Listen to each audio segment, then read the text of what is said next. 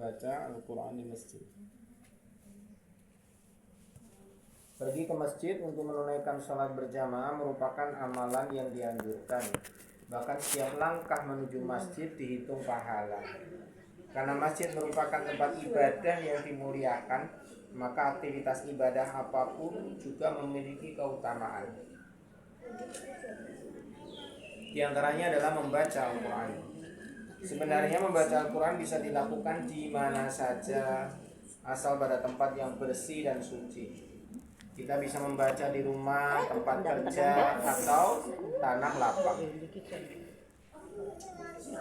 Namun membaca Al-Quran di masjid memiliki keutamaan yang tidak didapat jika dibaca di tempat lain.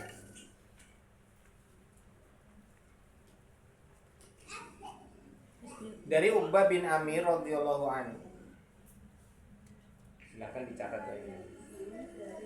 Dari Uqbah bin Amir radhiyallahu anhu. Uqbah Uqbah.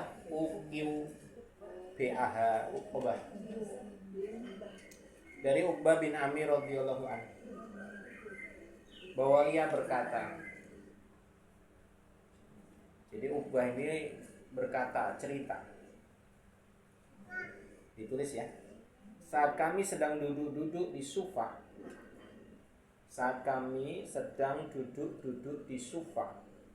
SHUFFAH Sufa. SHUFFAH dalam kurung beranda masjid. Beranda masjid itu teras. Saat kami sedang duduk-duduk di Sufa, Rasulullah SAW keluar menemui kami.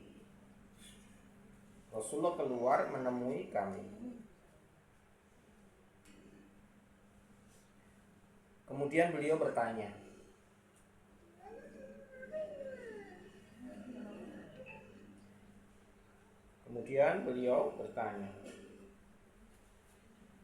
Siapa di antara kalian yang senang?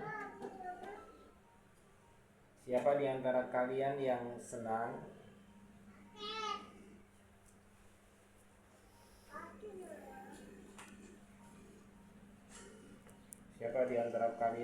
senang apabila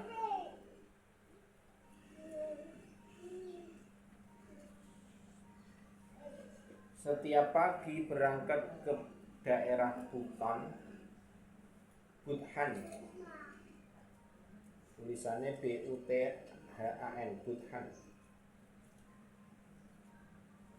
Siapa di antara kalian yang senang apabila setiap pagi berangkat ke daerah Budhan, dalam kurung tempat di dekat Madinah,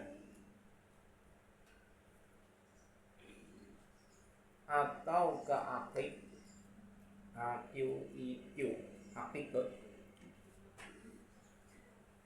Budhan itu tempat di dekat Madinah, atau ke Aqiq dalam kurung lembah dekat Madinah.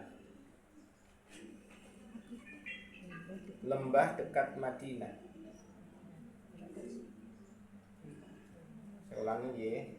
Siapa di antara kalian yang senang apabila ia setiap pagi berangkat ke daerah Budhan, tempat di dekat Madinah, atau ke Aqiq, lembah dekat Madinah, lalu ia kembali darinya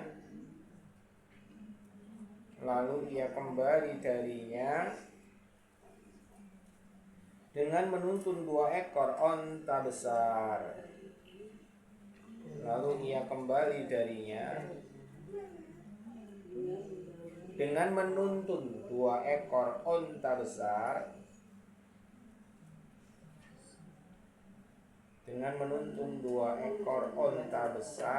Yang berpunuk tinggi. 2 ekor onta besar yang berpunuk tinggi tanpa ia melakukan dosa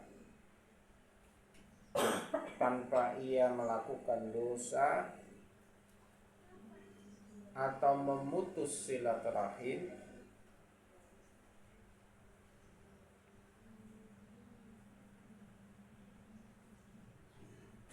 Ini hadisnya panjang ya. Kami menjawab. Ya. Kami menjawab, wahai Rasulullah, kami semua senang. Wahai Rasulullah, kami semua senang akan hal itu.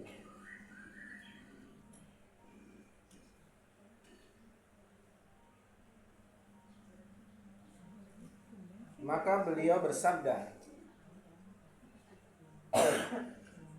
beliau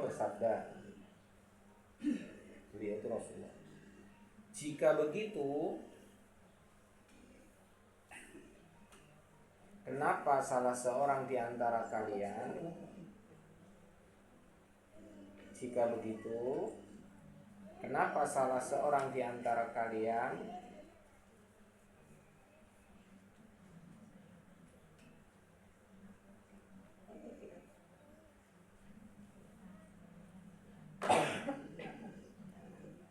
tidak berangkat ke masjid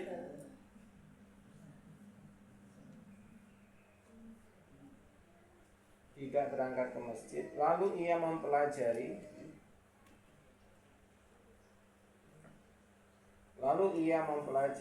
atau membaca.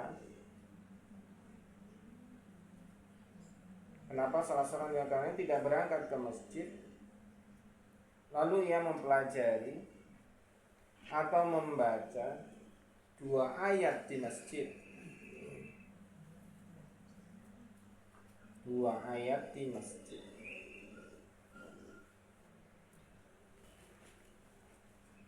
Niscaya 2 ayat itu lebih baik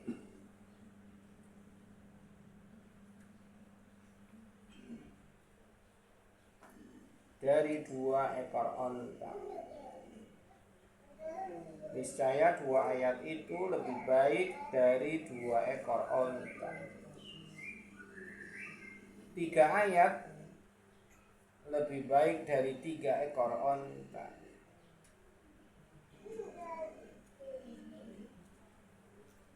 3 ayat lebih baik dari 3 ekor onta. 4 ayat lebih baik dari 4 ekor onta. Dan seterusnya.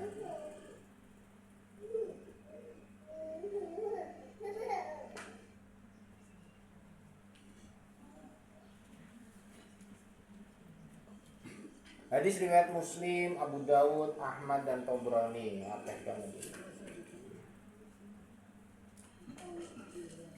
Hadis riwayat Muslim, Abu Dawud, Ahmad dan Tabrani. Berarti hadis ini sahih.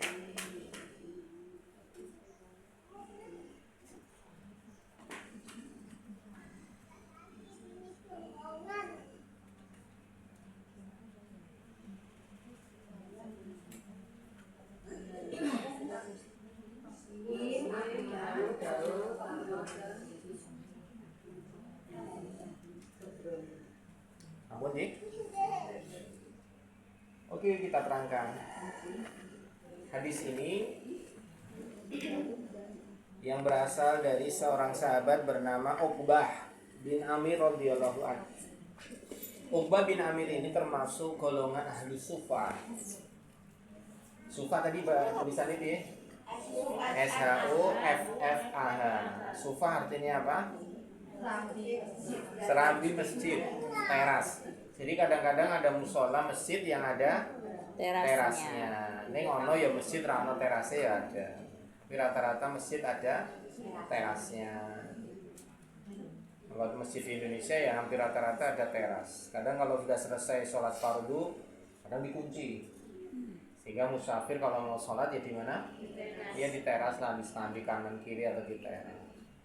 Kadang-kadang sambil berundel masjid tadi dikunci. Padahal jadi sholat kono ya bisa, tapi kan jenenge wong kan pengin sing enak. Ning jero karpet ya. Ning jopo jubit. Ning jero karpet dipasangin AC ya. Oh malah gerbang. Ini Itu lebih parah meneh. Masa ono ta, Bu? Ada. Ada. Ya Allah. Ketika saya tanya itu soalnya itu masjid bukan wakaf milik pribadi. Oh, gitu. Tapi Ya. di pinggir jalan raya. Oh, gitu ya. Bukanya saat jam. Ya wis lah, berarti milik pribadi terserah dia ya. Tapi kan dia eman-eman pahalane ya ora tambah. Padahal di masjid dia tempat sholat baik yang mungkin maupun yang safar atau siapa saja lah yang lewat. Nah di kalangan para sahabat itu ada golongan namanya golongan ahli sufa. Saya ulangi ya. Jadi di antara golongan para sahabat itu ada sahabat-sahabat utama. Sahabat utama itu seperti Abu Bakar, Umar, Utsman, Ali, Abdurrahman bin Auf, Sa'ad bin Abi Waqqas dan sebagainya. Sahabat-sahabat utama. Ada sahabat-sahabat yang dikenal dengan sahabat-sahabat ahli sufa. Siapa ahli sufa ini? Orang-orang miskin. Jadi para sahabat yang miskin. Nah ini dikenal dengan golongan ahli sufa. Salah satu sahabat miskin yang terkenal dan ahli sufa namanya Abu Hurairah radhiyallahu anhu. Jadi Abu Hurairah ini termasuk sahabat yang miskin. Miskin itu ya nggak punya apa-apa. Kadang jarang makan. Jarang makan sampai-sampai ya sering kadang sehari 2 hari nggak makan. Pernah 3 hari 3 malam nggak makan, hanya minum aja. Saking laparnya Abu Hurairah menemui Rasulullah. Piye wis ra kuat. 3 dina ra makan. Mendatangi Rasulullah SAW, ya Rasulullah, ke masjid itu ketemu Rasulullah. Saya udah 3 hari gak makan ya Rasulullah. Kemudian Rasulullah gak jawab, langsung buka perutnya. Sama aja. Malah ada batu-batu yang diikat gitu loh. Rasulullah kemudian mengatakan sama. Sambil dibuka ternyata Rasulullah lebih parah ya, karena diikat sama batu. Sama saya juga tidak makan sama 3 hari 3 malam tidak ada yang dimakan, cuma minum saja. Kalau begitu mari ke rumah. Jadi Rasulullah SAW cerita sedikit tentang Abu Hurairah yang dikenal dengan sahabat al-Sufa. Ayo ke rumah Aisyah. Sampai di rumah Aisyah Rasulullah juga nggak ngerti ada apa enggak kan, pokoknya 3 hari nggak makan kan. Rasulullah kemudian ke rumah Aisyah, ya Aisyah apakah ada makanan? Rasulullah bilang, ya Rasulullah tidak ada kecuali semangkuk susu. Dari mana semangkuk susu ini? Tadi ada yang datang memberi hadiah untukmu ya Rasulullah. Jadi semangkuk susu ini hadiah, bukan sedekah ya, masih ingat ya? Jadi kalau sedekah Rasulullah tidak ikut, tidak boleh, haram bagi Rasulullah dan Ahlul Bait makan sedekah. Kalau hadiah boleh. Tadi ada orang yang datang memberi hadiah ya Rasulullah, semangkuk susu. Nah ini alhamdulillah nih semangkuk susu kan, termasuk makanan nikmat lah, makanan terbaik. Kemudian Abu Hurairah melihat semangkuk susu itu senang, wah alhamdulillah nih rezeki nom. Nggak tahunya Abu Hurairah disuruh, ya Abu Hurairah pergilah kamu ke Sufa. Ke Sufa itu kemana tadi? Ke serangan di masjid. Panggil semua yang ada di sana. Panggil semua ke rumah Rasulullah. Sampai rumah Rasulullah SAW, Ahlu Sufa ini semua disuruh minum susu tadi. Ya Abu Hurairah, minumkan semua yang hadir ini dengan semangkuk susu ini. Akhirnya dikasih semangkuk susu ini, dikasih minum sampai pada kenyang. Sudah kenyang, sudah ganti. Sudah kenyang, ganti. Dan sambil ngasih itu batin Abu Hurairah. Tuh aku itu orang ini. Boleh entek piye dia batin dalam kisahnya. Ya orang ngomong nih batin. Waduh kok aku ra kok komanan padahal sebutuh dia kan, dia udah 3 hari nggak makan. Akhirnya diminumkan semua sampai kenyang, semuanya kenyang.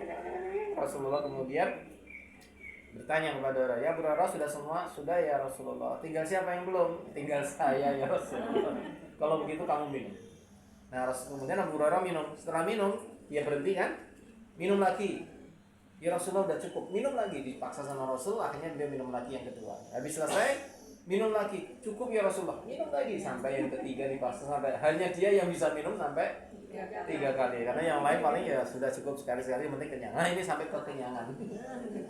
Nah setelah Abu Hurairah selesai minum, kemudian Rasulullah pun minum dan sisanya masuk semangkok itu penuh diberikan kepada istri-istri beliau.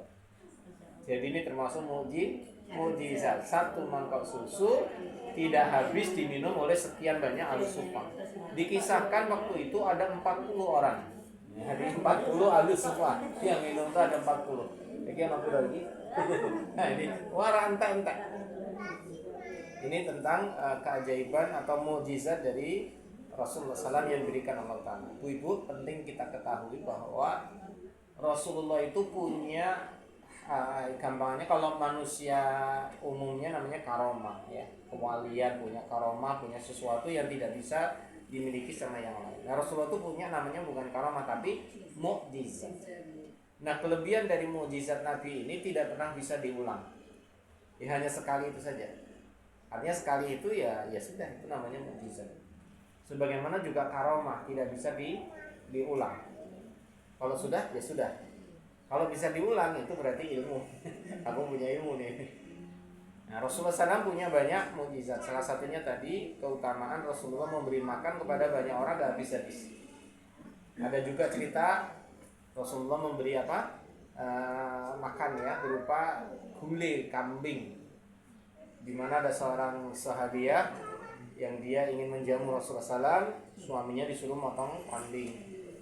Kambingnya itu kecil bu, kecil banget. Jadi sini bui bagian goreng rampung-rampung itu. Bismillah. Maaf ya banyak ceritanya dulu, banyak kisahnya. Sampai mana tadi ya? Kambing. Oh iya kambing. Jadi kambingnya tuh kurus kecil. Itu hanya bisa dimakan paling ya paling maksimal tuh ya 2 orang lah gitu. Nah suami dibilangin, gampangnya dibilangin, Bi, tolong panggil Rasulullah SAW ke rumah kita dijamu pakai kambing ini karena Rasulullah udah beberapa hari nggak makan. Tahu itu. Tapi tolong hanya Rasulullah saja, gitu ya. Yang lain jangan ketahuan. Kenapa? Tidak cukup. Kambingnya kecil itu paling hanya cukup untuk keluarga sama ya tamu 2 orang. Nggak taunya Rasulullah bilang begini sama sahabat ini, bilang sama istrimu, jangan dibuka, tutup pancinya sebelum aku datang. Jadi kan wis mateng diundang nih, jangan dibuka sebelum saya datang. Udah, akhirnya balik ke rumah, sahabat saya nanti kesana. Rasulullah begitu. Nah dia pesan sama istrinya, istriku pesan dari Nabi jangan dibuka. Lalu Rasulullah datang bersama dengan banyak sahabat. Ini bukan ahli sunnah saja tapi banyak sahabat. Lah bojone ngamuk tuh ya. Mas piye to? Wong tak kon ngundang Nabi kok Rasulullah kok malah ada yang lain ikut gitu piye. Saya enggak tahu, tadi Rasulullah cuman bilangnya begitu dan saya hanya menyampaikan tadi hanya khusus Rasulullah. Tapi mereka kemudian menahan diri, udahlah karena Rasulullah hadir dengan yang lain, nggak tahulah mereka pasrah. Akhirnya Rasulullah SAW bertanya, mana tempat kambingnya yang ini sudah kan dilaksanakan, sudah ya Rasulullah, dikeluarkan kualinya itu beserta dengan tutupnya tadi. Akhirnya Rasulullah buka kuali itu dan kemudian sahabat tadi disuruh untuk menuangkan ya gulainya tadi kepada semua para sahabat dan gulai itu nggak habis-habis. Sampai kemudian Rasulullah pun ikut makan dan kemudian semua keluarganya ikut makan tanpa ada kekurangan. Ini namanya mukjizat. Nah yang menakjubkan ya Bu, Rasulullah itu kalau sudah dikatakan berhenti, maka itu mukjizat berhenti. Jadi misalkan ya tutup pancinya tadi itu tiba-tiba kemudian ditutup lagi, ya udah selesai, nggak akan ada lagi tambahan. Maka pada saat ada yang mengatakan cukup ya Rasulullah, maka saat itu juga berhenti. Mukjizatnya. Jadi misalnya susu ya susunya semandek. Tapi kalau belum mengatakan cukup, maka akan terus ada. Itu mukjizat tentang makanan-makanan atau minuman yang diberikan kepada para sahabat. Jadi kalau ada yang bilang cukup ya Rasulullah, wes kalau sudah itu berarti udah selesai mukjizat. Karena Rasulullah itu punya kemampuan diberi oleh Allah Ta'ala, yaitu tadi ya, mukjizat yang mana bisa mengenyangkan banyak orang. Tapi keunikannya adalah saat itu tidak dikatakan cukup, maka akan terus ada. Tapi kalau sudah bilang cukup, ya sudah, berarti selesai. Dan para sahabat tahu persis itu mukjizat Nabi, sehingga mereka ya yakin saja. Abu Hurairah juga nggak mungkin ya Rasulullah pun entek ya apa itu ya enggak. Terus karena sudah mafhum. Rasulullah SAW itu punya ya dilebihkan oleh Allah sebagai Nabi dan Rasul. Kadang-kadang ada yang dilakukan Rasul di luar logika manusia, di luar nalar. Maksudnya semuanya kok cukup. Tapi bagi Nabi ya semua Bisa, karena Allah itu memperjalankan Nabi SAW ya sesuai dengan perintahnya. Kalau Allah sudah menghendaki kun fayakun ya tidak ada yang tidak mungkin. Maka Rasulullah itu Nabi yang paling tenang dalam kehidupan. Nah, kembali ke Abi Sufyan. Ya, ada seorang sahabat bernama Uqbah bin Amr. Uqbah bin Amir ini termasuk golongan Abi Sufyan.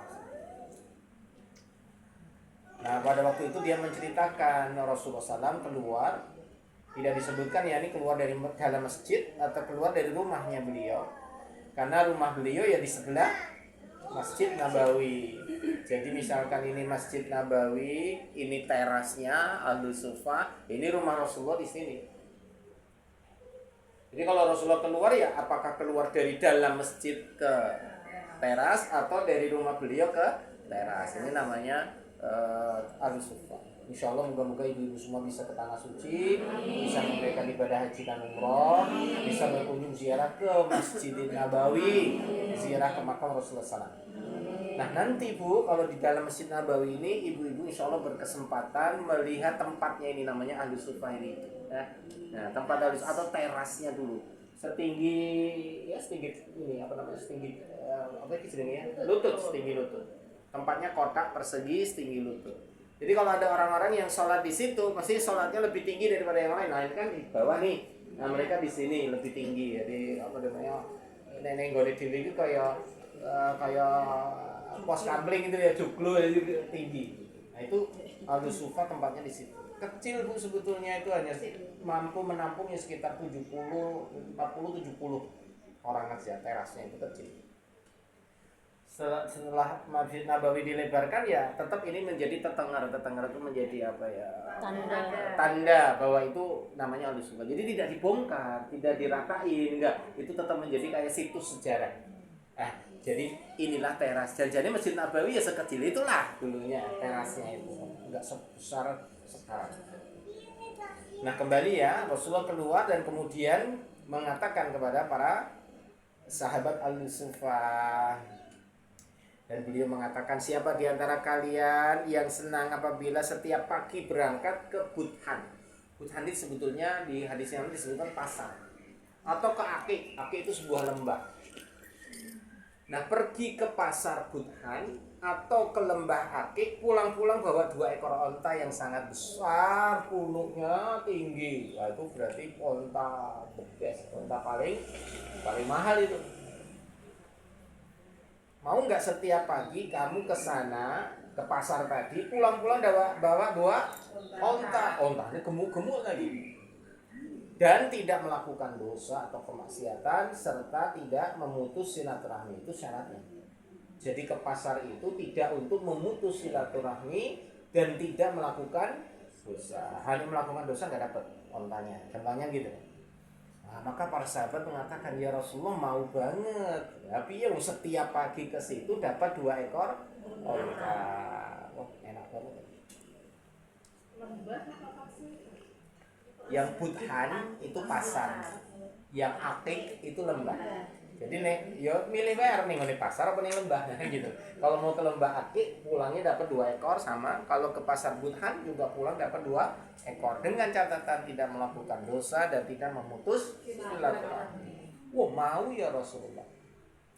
Bu, onta terbaik itu rata-rata harganya 50 juta 1 ekor ya.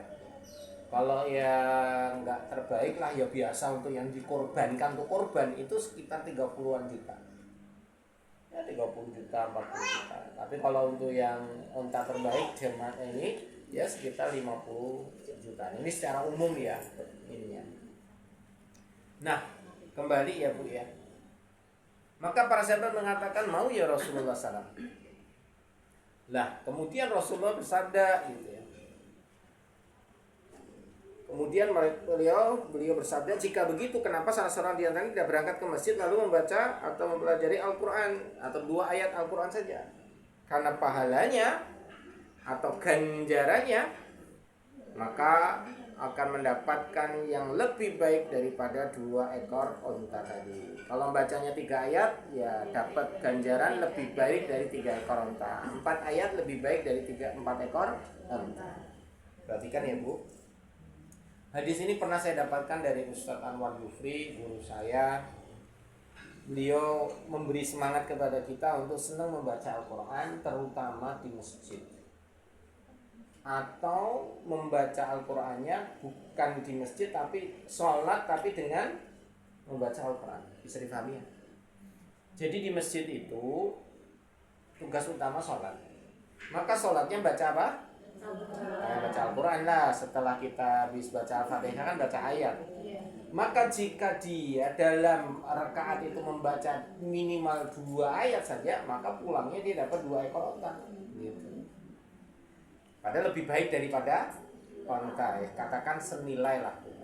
Maka kalau baca ayat suratnya itu misalkan 5 ayat, ya berarti dia pulang bawa 5 ekor onta. Lah kalau sholatnya 2 rakaat, bacanya berarti katakan 10 ayat lebih ya, atau padahal Al-Fatihah habis berapa ayat? Halo? 7 ayat. Al-Fatihah udah 7 ayat. Nah kita sholatnya 4 rakaat sudah berapa kali? Ya 7 kali 4, 28. Itu tanpa baca ayat dan surat. Cuman cukup Al-Fatihah. Udah dapat 28 ekor onta. Itu kalau sholat 4 rakaat dia zuhur asar misalkan. Nah kalau sholatnya 2 ya rakaat ya berarti 14 ekor onta.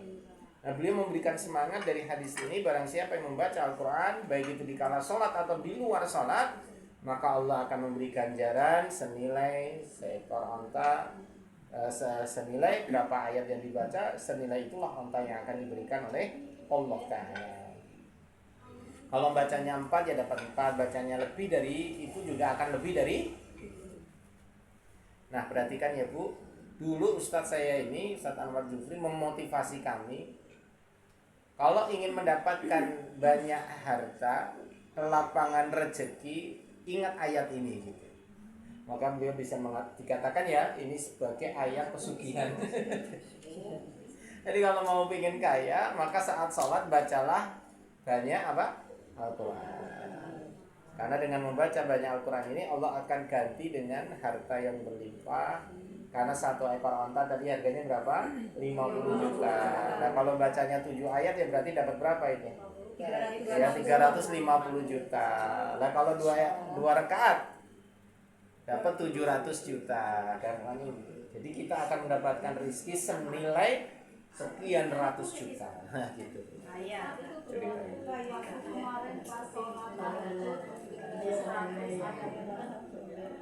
Alhamdulillah. Ya betul.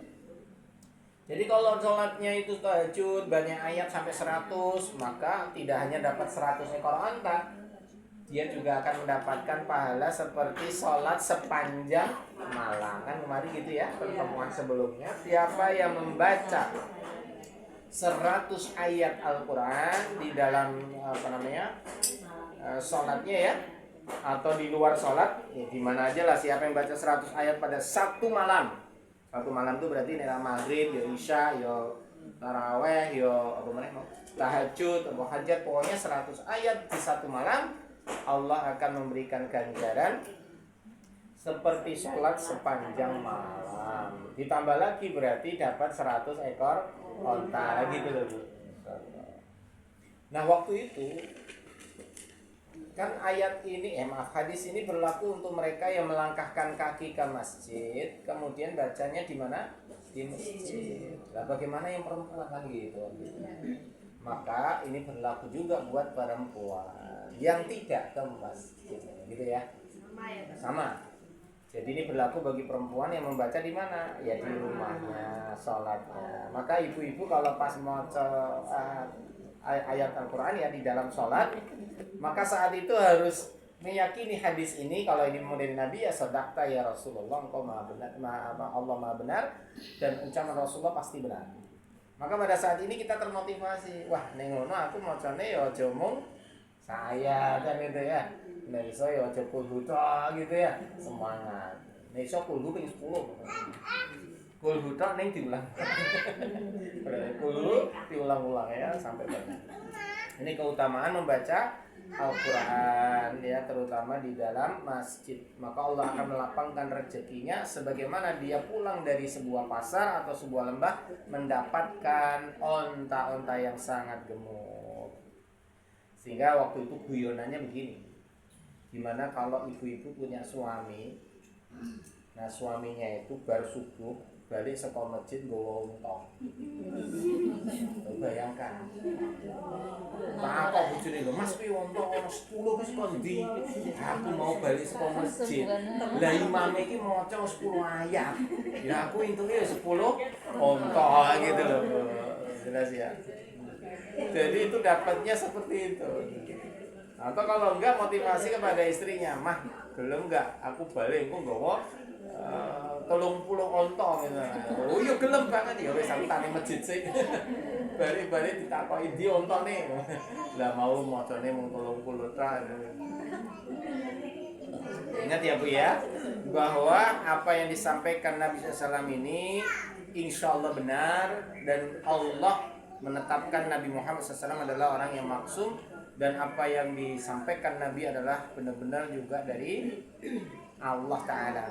Sehingga Allah seperti ini kita harus meyakini sebenar-benarnya Allah benar-benar memberi ganjaran seperti itu. Artinya bukan berarti diontone yo rasa ngono. Tetap akan mendapatkan pahala lebih baik daripada apa tadi? Onta. Bahwa kalau dapat onta beneran kita aja seneng. Nanti kapan? Bisa di dunia disegerakan atau bisa di akhirat disempurnakan. Karena pahala Allah itu ada modelnya, satu diberi di dunia untuk icip-icip. Ulangi ya. Jadi pahala itu ada yang diberikan oleh Allah Ta'ala di dunia untuk icip-icip. Yang kedua, dialihkan dari yang dia inginkan. Misalkan dia menginginkan A, ternyata Allah berikan B. Nah, Allah alihkan ke yang lain. Dan itu insya Allah jauh lebih baik. Misalkan kita minta pengen dikasih ini, ternyata malah Allah jauhkan kita dari musibah. Dan musibah itu kalau beneran terjadi, wah lebih mahal daripada yang kita inginkan. Misalkan ya Allah beri aku uang, misalkan ya dia bilang beri aku uang 10 juta ya Allah, ternyata Allah ngasih lebih dari itu. Ternyata apa? Nah, dia naik motor terhindar dari kecelakaan. Padahal yang celaka dia butuh berapa duit tuh? Mungkin 100 juta. Dan ternyata doanya dikabulkan nggak? Dikabulkan, bahkan lebih baik. Mau jalur piro mau? 10 juta. Ternyata Allah beri berapa? 100 juta. Tapi bentuk lain apa? Dihindarkan dari musibah. Maka jangan suuzon kepada Allah. Nah, yang ketiga, pahalanya itu disempurnakan. Disempurnakan tuh ada yang diberikan icip-icip, nanti sisanya di akhirat. Ada yang sama sekali nggak diberikan di dunia, akan diberikan penuh di akhirat. Maka perhatikan untuk doa. Yang di belakang dengerin juga. Doa itu yang diucapkan oleh hamba-hamba Allah Ta'ala pasti dikabulkan. Saya ulangi ya, pasti. Bukan insya Allah. Asalkan dia apa tadi? Beriman kepada Allah. Orang beriman itu husnuzon. Allah pasti kabulkan. Allah pasti kabulkan. Sampai ada ulama mengatakan Allah itu pasti kabulkan sampai mengulang 3 kali. Kalau tidak diberikan di dunia, Allah akan berikan di akhirat. Wis pilihannya mengelurung itu. Nerane dunia yang kuning akhirat. Yang dunia itu ada 2 tadi, diberikan untuk icip-icip sama dihindarkan dari yang lebih buruk atau disempurnakan nanti di akhirat. Artinya apa? Pasti dikasih. Maka nih jaluk kata ulama, ini para ahli ilmu, nih jaluk aja nanggung-nanggung. Nah, kenapa? Pasti dikabulin. Nah, cuman masalahnya kadang kita nanggung, apalagi putus asa, apalagi suuzon. Aku wis donga walah bolak-balik, totok ngene ora berubah-ubah. Nah, jalukmu apa? Aku jaluk sugih lho, ora sugih-sugih. Saya ulangi ya. Jaluk sugih ora sugih. Lah kono sing ora jaluk sugih tetap. Betul enggak? Perhatikan ya, sugih dan tidak sugih. Lawannya tidak sugih apa enggak? Miskin atau kaya itu jatah. Jatah itu artinya apa? Ya Allah takdirkan. Tidak semua orang kaya. Nah, ini semua orang kaya terus sopo sing arep masih bertanya. Dan tidak semua orang miskin. Nah, kalau semua orang miskin terus siapa yang akan memberi kepada mereka? Maka Allah memang menciptakan ada yang kaya, ada yang miskin. Maka miskin itu jatah. Kaya itu juga jatah. Ada orang yang berusaha keras, mati-matian kerja sampai keras, bukan cerdas ya, kerja keras, tetap ya semono-mono wae, karena memang bakatnya apa? Miskin, segitu-gitu aja. Ada orang yang hanya cuma 1 jam ngomong tok 1 jam. Dia pendapatannya iso ratusan juta.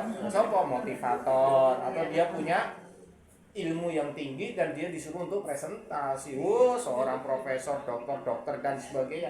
Ilmunya mahal, sekali ngucap 1 jamnya sekian ratus juta. Padahal cuma bilang jam. 1 jam lagi mau kerja banding pulang sampai 12 jam ngelembur barangnya tetap semono-mono wae kan. Coba bedakan yang misalkan tukang batu yang kerja 8 jam sehari. Katakan kalau di kota Semarang itu rata-rata ya 150.000 lah sehari. Ya paling apik ki 200.000. Dia kerja 8 jam dengan banting tulangnya sampai dibanting-banting. Keringatnya sampai kayak gitu. Sehari ya dapatnya segitu. Loh, kalau saya punya tukang mesti saya tanya, Pak pinten perharinya? Kulo sakniki pun mundak. Hari biasanya 1 selangkung, sakniki pun 150. Oh nggih. Nah, berarti memang wis ya tetep 150. Artinya arep kerjane abot wae entreng wis punya sedina. Ngono, arep mau istirahat, mau diforsir ya tetap segitu. Tapi kalau orang yang punya ilmu, bukan orang yang kerjanya keras tapi kerjanya cerdas kan beda. 1 jam berapa? Oh kalau 1 jam saya ngomong biasanya 100 juta minimal. 100 juta. Contoh ya, nih ya saya kasih info yang menarik. Kebetulan kan kita kemarin itu mau cari tabib. Tabib itu orang pengobatan alternatif. Kebetulan saya bawa ibu saya, kan ibu saya ada 2 ya, masih ingat yang kemarin meninggal ibu kandung, ya ini ibu tiri, ibu sambung, ikut saya sekarang karena stroke paru. Sudah sejak 1 Agustus di rumah saya, karena sudah stroke paru, udah nggak mampu. Saya bawa ke rumah sakit, 2 kali ke rumah sakit, sudah di CT scan macam-macam, dokter cuma ngomong, Pak ini nggak bisa diobati. Kenapa? Lumpuh ini otaknya berarti sudah ada yang mati sel-selnya. Jadi kalau mati selnya serah dia apa? Ya terus gimana? Ya tinggal dicegah supaya nggak ke yang lain. Piye iki?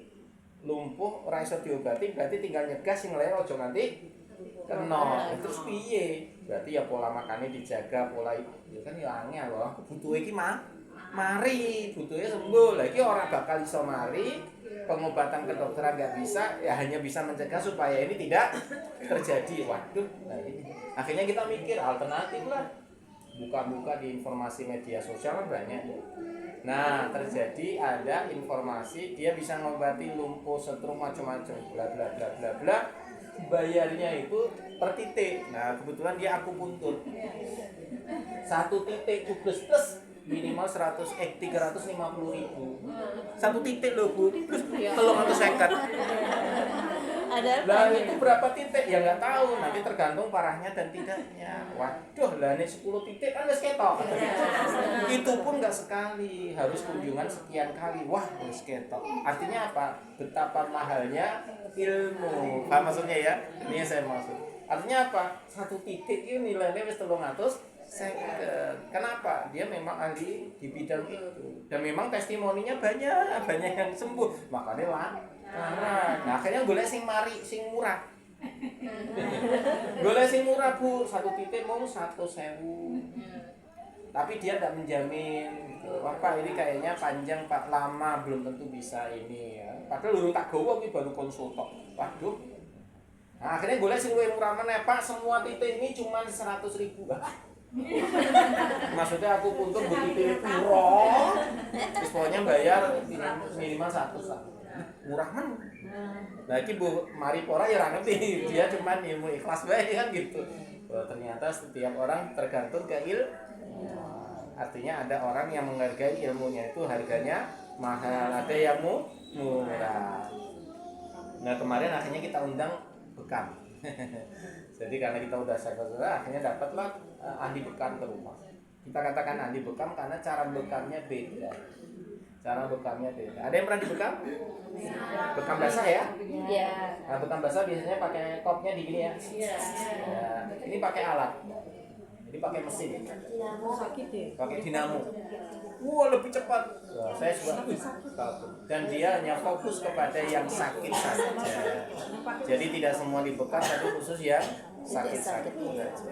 Nah yang membuat saya kagum, testimoni banyak, video dikirim saya banyak, sampai yang tunarungu nggak bisa dengar, dibekam langsung dengar. Kalau ada yang punya tetangga nggak bisa dengar, dibekam. Video Pak Adi, ya betul. Ada ya Pak Adi ya, kenal ya. Nah itu udah ke rumah saya udah 3 kali ya ke rumah saya. Nah itu beliau cerita itu. Jadi sampai orang yang tunarungu dia bekam langsung bisa dengar sekali itu langsung. Dan beliau langsung menggaransi karena memang testimoninya udah banyak. Latazan. Ya, anunya di Karyati ya, Taman Kasmaran atau apa. Iya. Nah ini saya undang ke rumah.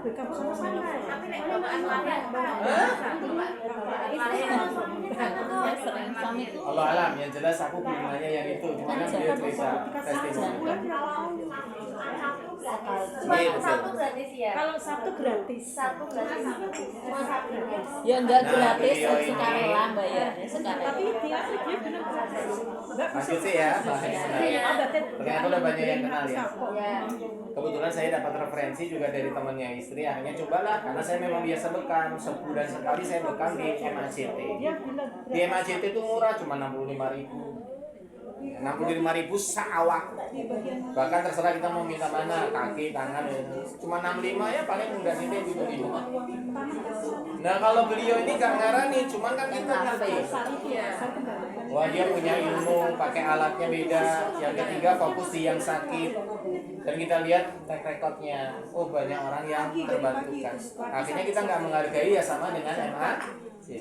Kita ngasih uangnya lebih daripada yang biasa kita panggil. Ini namanya keilmuan. Sampai akhirnya istri saya maksain saya, harus belajar. Akhirnya saya disuruh belajar bekam sama Pak Adi. Karena harapannya apa? Biar beliau tidak usah sering-sering ke rumah saya, biar yang ngobati ibu saya ya saya. Kemarin istrinya dibawa, akhirnya istrinya bekam istri saya, Pak Adinya bekam ibu saya yang belum dapat jatah bekam karena memang bekamnya baru khusus untuk pengobatan. Nah saya diminta oleh istri saya, belajar bekam Oke, akhirnya sama Pak Adi rencana mau belajar bekam. Nah saya malah pinginnya belajar, ayo bareng-bareng, jangan saya toh. Nah ibu-ibu kalau ada yang mau, ayo nanti kita bikin waktu, terus kemudian bikin schedule-nya kapan nanti bisa bekam bareng-bareng.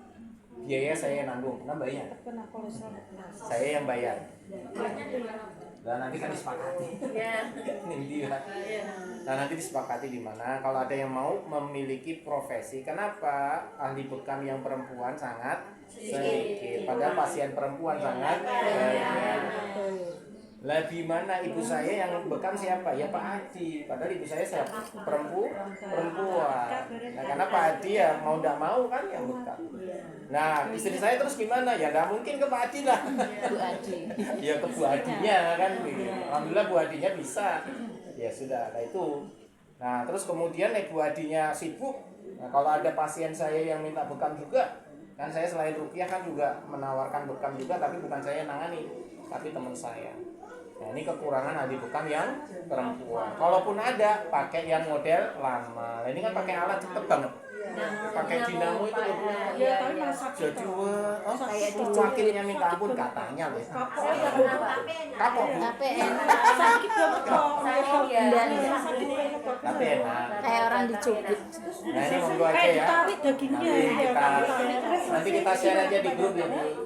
Siapa yang minat, monggo mau jadi ya pengobatan bekam minimal untuk diri sendiri sama untuk pengobatan lah misalkan ada ini. Nah memang di tempat Pak Adi ini ada Jumat Sabtu yang katanya free. Nah free ini maksudnya apa? Untuk belajarnya murid-murid ini. Jadi prakteknya di situ. Jadi ibu-ibu kalau ingin meningkatkan jam terbang ya disuruh untuk jam Sabtu Minggu Jumat Sabtu di sana. Ya praktek jadi diawasi. Ning katanya istri saya, karena istri saya yang dengar dari Bu Adinya itu banyak pasien yang Jumat Sabtu datang ke sana itu kan free ya. Kalau nggak free ya seikhlasnya lah, itu ada kotak lah seikhlasnya. Itu mereka banyak yang nggak mau sama asisten-asistennya, nggak mau sama yang murid-murid pemula. Karena mereka datang ke sana pinginnya Sama Adi. sama cek langsung gitu. Nah, terus Iya, piye yang si ahlinya. ini kan butuh jam terbang kadang-kadang begitu. Ya Rahma itu wong ini ke sana itu pingin diobati lah. Nah, ini kisah kemarin ya tentang keilmuan yang memang harganya beda. Nah, monggo nanti kalau ada ibu-ibu yang minat menjadi ahli bekam ya, saya fasilitasi nanti bareng saya belajar bareng. Ayo daftar. Bayar 500 ya. Mahal ya. Insya Allah tidak mahal loh Haji. Nanti insya Allah kita cari. Kalau ada yang minat nanti kita list siapa-siapa ini dan bisa untuk membantu orang lain. Diniatkan ibadah. Oke, kembali dulu, nanti kita share aja di grup lah. Atau siapa yang minat? Iya. Kan tadi rezeki itu kan yang ada yang dialihkan. Nah kalau yang benar-benar kaya itu apa nanti masih dikasih nanti di Iya, terima kasih. Ustaz, bagaimana dengan orang yang kaya? Apakah besok di surga, di akhirat ya? Apakah masih ditambah dikasih? Jawabannya iya. Jika dia beriman kepada Allah Ta'ala. Lu ya jelas toh Bu, nyun sewu ya, jenengan kan kaya nih. Amin.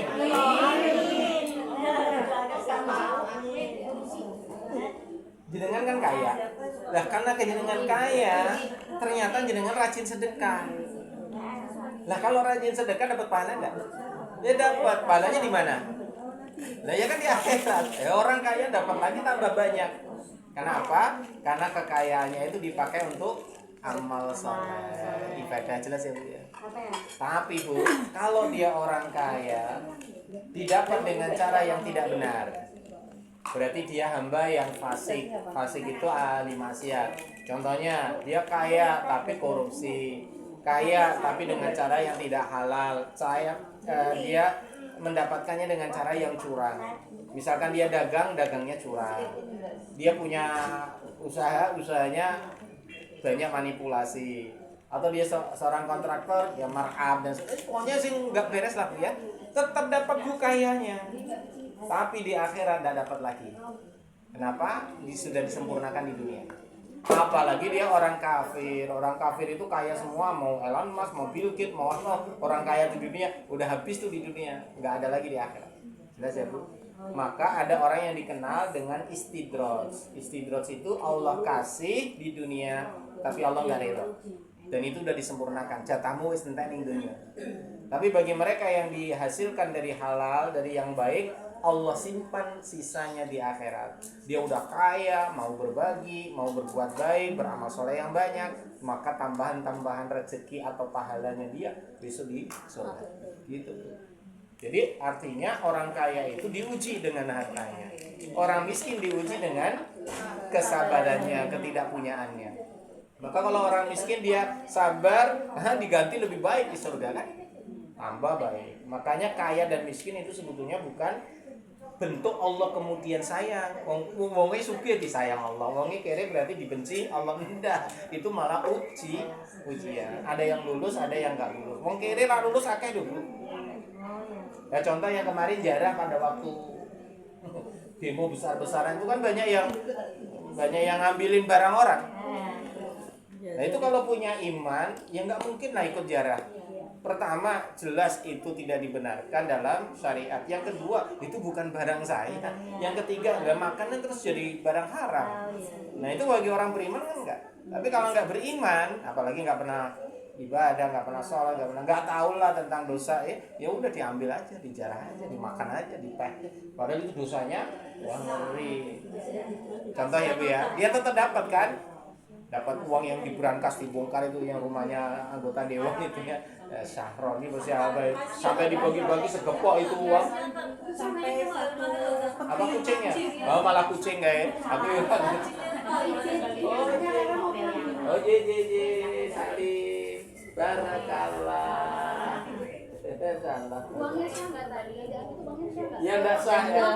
Enggak sah. Enggak halal toh. Kan akadnya enggak jelas. Lagian kalau dikembalikan ke rakyat kan ada mekanismenya. Kalau seperti itu ya nyuri lah, nyolong.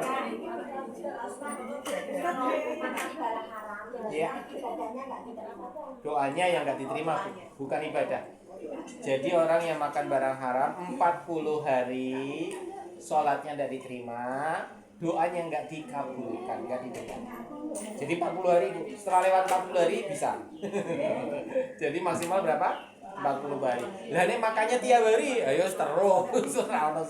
Jadi sholatnya nggak diterima, pahalanya tidak dikasih, terus doanya tidak dikabulkan, nggak diterima. 40 hari. Jadi mau barang haram atau makan dari cara yang haram. Barang haram jelas ya Bu, babi atau mungkin bangkai atau yang memang dilarang.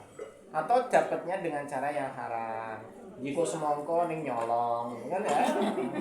Semongko ini halal, tapi nyolong, itu kan haram. Paranormal itu ya. Nah itu sama, itu caranya yang haram, yang salah. Akhirnya tidak menjadikan barang itu halal, dosanya tidak di. Oh maksudnya ke paranormal sama Bu, orang yang mendatangi dukun dan mempercayai ucapannya. Nek datang toh itu beda. Kalau datang toh itu sholatnya tidak diterima ya, doanya nggak didengar. Nah kalau dia datang dan mempercayai, sholatnya nggak diterima, doanya nggak diterima, dan syahadatnya batal. Makanya harus syahadat batal. Oh nggak apa-apa, psikolog kan nggak apa-apa. Ya beda lah dukun sama psikolog. Psikolog kan punya kelebihan melihat masa depan. Oh nggak bisa, sama. Itu namanya dukun berkedok psikolog. Nggak boleh ya, sama aja dengan dukun berkedok ustadz gitu. Berkedok kiai. Masih ingat ya Bu, yang bisa meramal masa depan mau 2 golongan saja. 1 nabi, yang kedua dukun. Jadi yang bisa meramal masa depan, nah itu hanya nabi dan dukun. Andri Gumepo siapa itu yang ramal? Nah itu dukun. Ya memang benar. Makanya saya bilang yang bisa melihat masa depan mau 2. Kalau nggak nabi ya dukun. Karena benar. Justru kalau nggak benar berarti nggak dukun tuh ya. Kalau benar berarti apa? Berarti dukun. Karena dari jin. Mencuri dengan. Kalau lewat itu di Belanda kadang paranormal itu kan sering lewat kan di Belanda. Iya. Yang kejadian itu kan kemarin paranormal kan udah tapi sekian Betul. kejadian. Iya betul. Akhirnya pada waktu kita nyimak itu Iya. kita nonton. Dosa enggak? Sebetulnya. Hukumnya. Misalkan dia. Iya kalau kita sengaja untuk membuka scrollnya berarti dosa. Tapi kalau hanya lewat saja sekilas kita mau tidak mau harus membaca ya nggak dosa. Sama dengan ini koran ya Bu atau media yang kita buka pas delala buka kok kuwi metu ya wis tak piye. Tapi nek sengaja ngeklik situsnya, ngeklik apa linknya, ngeklik berarti kan menyengaja. Nah itu termasuk kena dosanya. Nah kalau mempercayai nambah dosanya. Seru ya memang. Justru itulah yang membuat akidah kita kadang goyah di situ.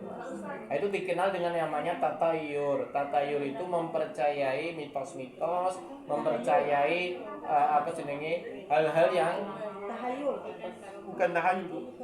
Tatayur itu sesuatu yang dikenal dengan kabar angin, kabar burung. Itu namanya tatayur. Contoh ya ada kupu-kupu. Wah, iki kok arep ono tamu itu tatayur. Contoh ya Bu, kalau kita mau ini harus melakukan ini. Oh ada burung gagak lewat berarti nanti ada yang mati. Nah itu namanya tatayur. Mempercayai hal itu termasuk kesyirikan. Maka jangan. Ya, nek kedutan apa Bu? Nah, ini batal itu duit. Kedutan itu apa? Tapi kejadian sudah lama gimana Pak? Nah itu tadi sama saja. Pokoknya kalau kita buka sengaja sama. Tapi kalau hanya cuma lewat di beranda, misalkan kita buka apa wis detik.com, nah ternyata di situ muncul atau Facebook ternyata lewat ya wis. Ya. Kan saya kejadian ada teman saya kecelakaan. Ya. Terus udah gitu teman saya kecelakaan itu kebetulan yang nabrak kan Pak Gojek. Iya. Nah Pak Gojek itu pokoknya intinya singkatnya itu saya ajak teman saya ke rumah sakit ke UGD kan. Nah terus teman saya itu harus yang Pak Gojeknya itu bertanggung jawab kan. Nah sedangkan saya lihat Bapak Gojeknya itu udah tua, pakaiannya lusuh, terus dia tuh nggak punya uang kan. Terus dia tuh nangis emang nggak punya uang. Terus udah gitu kan daripada berdebat lama. Terus saya bilang sama teman saya itu, udah daripada lama, udah kamu pulang aja, nggak usah mesti mikir uang gitu kan.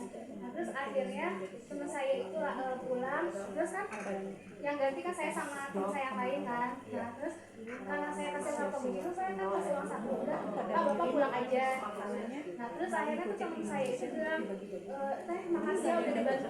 Terus dan itu yang tadi yang bayarin siapa, udah nggak usah dipikirin. Sebenarnya sih dijelaskan saya juga lagi gitu ya, daripada berlama-lama. Terus akhirnya tuh teman saya bilang gini, ya udah deh daripada ini promojinya kamu ganti, saya ganti. Itu saya bilang nggak usah, udah saya ikhlasin. Saya niatnya nolongin Pak Gojek itu kan. Nah tapi ibu itu tuh ya maksa gitu. Itu gimana kan, saya udah dapat pahala.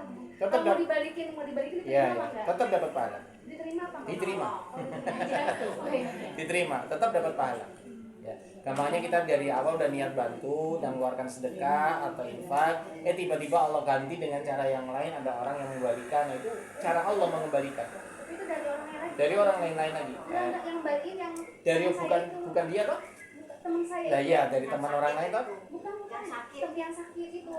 Kayak yang sakit itu saya bantu. Iya, maksudnya bukan dari yang tadi dikasih toh? Saya dikasih. Loh, jenengan kan ngasih ke Gojek. Enggak, kasihnya ke rumah sakitnya. Saya bilang, kan Pak Gojeknya nggak punya uang. Iya. Terus kan saya bantu sama teman saya kan. Iya. Terus pulang. Iya. Terus teman saya kecelakaan itu, ya udah teh saya ganti. Terus saya bilang nggak usah aja. Dalam hati tuh sebenarnya niatin Iya. bantu Pak Gojek. Tapi jenengan udah keluar belum? Uangnya. Ayo wis tau udah dapat pahala. Kan akadnya timingnya kan beda. Jenengan udah keluar, udah beres, tiba-tiba ada yang mau ganti kan? Tapi yang ganti teman saya kecelakaan. Lah iya tetap ada yang ganti, kalau intinya mau sopo kan mau nemuin jalan. Itu cara Allah mengembalikan, cara Allah mengganti, kan bukan dalam satu waktu. Misalkan ya saya keluar bayar yang IGD, tiba-tiba ini ngasih saya ke Allah, kan dalam satu waktu. Tapi kan ini beda, jenengan bayar ini tiba-tiba lu kok ini mau mengembalikan, sama semua. Nah diterima. Itu cara Allah memberikan ganti dan tetap dapat pahala. Tetap dapat pahala. Ini kan orang jalur-jalur ya. Ya kita ternyata ada cara yang begitu. Nah ibu-ibu yang dimuliakan Allah Ta'ala, alhamdulillah kita telah belajar tentang bagaimana membaca Al-Quran ini ternyata memberi pahala yang besar luar biasa. Kemarin kita mendapatkan bahwa membaca satu huruf mendapat 10 kebaikan. Membaca 100 ayat mendapatkan pahala sholat sepanjang malam. Yang ini mendapatkan gampangannya rezeki janjane ya, senilai 1 ayat 1 onta. Jadi kalau ibu sering membaca Al-Quran, insya Allah ya dilapangkan rezekinya.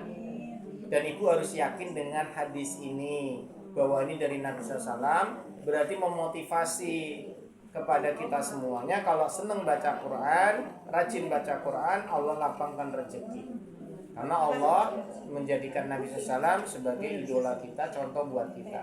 Sehingga dianalogikan baca Quran itu lebih baik daripada mendapatkan onta. Dan onta itu bentuk materi, bentuk harta. Ya. Sehingga kalau dia rajin baca Quran, insya Allah tidak akan kekurangan, tidak akan mengalami kemiskinan. Artinya Allah cukupkan. Jelas di barakallahu fikum, moga-moga berkah manfaat buat kita semuanya. Terima kasih Bu Bika atas tempatnya, dan juga untuk semua ibu-ibu yang hadir selalu sehat walafiat, panjang umur, berkah usia. Moga-moga keluarga semua sakinah mawaddah warahmah, anak keturunannya soleh-soleha.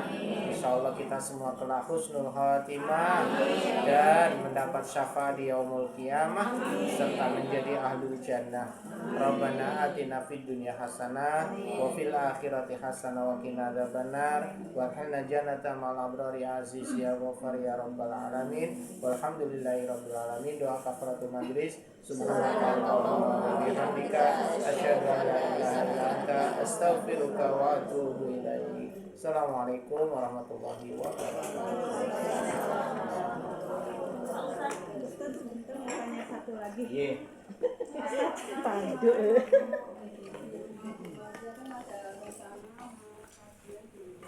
Iya. Monggo yuk kapan? Harinya Sabtu. Ya Sabtu lah mestinya ya. Mestinya Sabtu lah. Pekan besok di rumah siapa? Mana beliau? Oh jenengan. Gimana Bu? Pesantren. Oh Rodi. Kita udah pernah ke situ? Oh, baru perdana ini ya? Itu dari ibu saya. Oh gitu. Nah, setelah dari Temila. Ya oke. Berarti akhir bulan. Lah iya dah. Ini mana tanggalannya? Ada tanggalan nggak?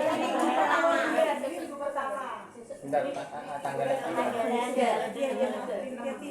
Pak Ustadz, saya pamit dulu ya. Oh iya, makasih. September ya. Bu, ini sekarang tanggal 7 ya? Astagfirullahaladzim. Agak Pak. Iya, ini sing gede. Terima kasih. Bu, perhatikan ya. Ini sekarang kan tanggal 4. Tanggal bulan depan, pekan depan tanggal 13 ya. Di Bu Puji ya. Muji. Tanggal 13 di Bu Muji. Nah, selanjutnya kan harusnya tanggal 20. Nah, saya mau izin tanggal 20 nggak bisa. Karena tanggal 20 saya ikut lari 5 kilo. Jadi Unimus itu ada acara dalam rangka ulang tahun Unimus, ada Unimus Run. 5 km jaraknya. Nah, karena anak saya ikut, istri saya ikut lah, aku ya disuruh. Padahal aku serah kuat melayu. Nah, itu harinya Sabtu ternyata acara di Unimus. Maka kalau nanti di Temila, kalau mau di Temilanya tetap pekan ketiga digeser tidak hari Sabtu. Monggo Temila mau Kamis atau Jumat, ya. Bisa? Nah, boleh. Nah, berarti kita tanggal 27-nya outing ya, di luar ya Bu ya. Oke, nanti kita cari lah. Atau ada usulan di mana nanti kita share lagi. Daerah atas Ustaz. Atas itu apa maksudnya? Daerah Tembalang. Oh, daerah atas sana. Ada masjid yang bagus itu. Oh, kaduan jadi.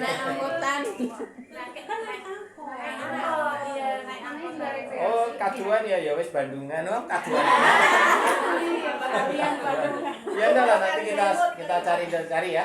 Nanti cari informasi yang jelas di Semarang, tidak di luar Semarang. Tidak di luar Semarang ya, khusus di Semarang. Cuma nanti di mana Semarang Barat, Timur, Tengah, Utara, Selatan kita nanti cari. Yang jelas kita sepakati dulu tanggal 27 ya. Insyaallah tanggal 27 kita. Oke, mungkin begitu. Ada lagi? Ustaz, saya mau nanya. Tadi udah kita tutup belum? Udah. Ya, sudah. Maaf. Kakak ipar saya tuh kaya sekali ya Ustaz. Jadi kalau dia ngasih mobil tuh mobilnya nambah. Terus kalau ngasih Rumahnya nambah. Dia nambah. Ya, Gitu. ya. Tapi kan ada yang nggak gitu ya maksudnya. Iya, betul Ustaz, sekali. ada kita ngasih Yang nggak misalkan nambah mobil, juga. belum tentu nambah Betul, gitu. betul. Belum tentu diganti dengan bentuk yang Betul sama. sekali, gitu. betul. Nah, kalau kakak ipar saya enggak, itu duit tuh sampai itu di plastik di koperin, Iya, iya, iya. gitu buat Iya. apa kalau ada yang ngasih uang Iya. gitu. Nah, Nah, itu masih dapat nggak nanti di dapat. Oh, Dapat. ya? Itu modelnya kayak Abdurrahman bin Auf. Dia sudah menghabiskan uang, tetap aja dapat terus. Ada yang modelnya udah keluar nggak juga dikembalikan, tapi dikasih nanti di akhirat. Jadi memang modelnya ada yang Allah lebihkan. Ini beda. Jadi tidak bisa dijadikan contoh. Misalkan dia kalau keluar motor hari dapat motor, ya kita nggak bisa begitu. Tetap aja nggak dapat motor karena memang motornya beda. Jelas Gantung ya? Allah. Diganti sama yang lain biasanya. Ya mesti tetap diganti. Kesehatan. Iya, tapi dialihkan yang lain atau disempurnakan. Cuma tidak diberikan di dunia. Hanya orang-orang yang memang dikhususkan Allah. Tidak semua sahabat kan gitu. Jelas ya. Oke, barakallahu fikum, moga-moga bermanfaat. Kita tutup lagi dengan salawat. Allahumma sholli ala Muhammad. Matur suwun Bupika.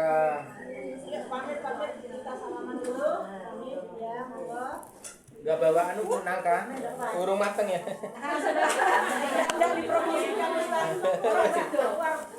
Aku ya ramacan ning grup. Bismillah. Mbak, mana yang punya HP?